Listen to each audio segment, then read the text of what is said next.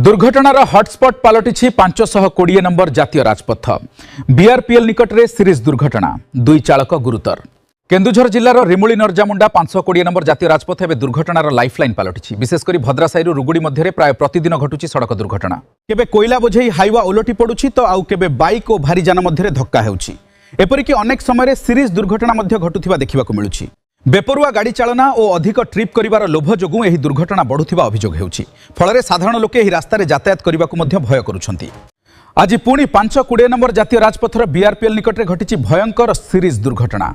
दुईटी Hyva और गोटे trailer मध्य धक्का हेबारु घटनास्थल में चित्कार और अफरातफरी सृष्टि होइथिला। दुर्घटना रे दुई जण चालक गुरुतर आहत होइथिबा सूचना मिलिछि।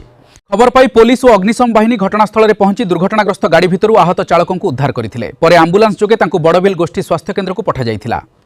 एही जातीय राजपथरे बारंबार दुर्घटना घटुथिबारु स्थानीय लोके प्रशासन को कड़ा जांच सह गाड़ी चालना उपरे नियंत्रण करने दाबी करिसेंति।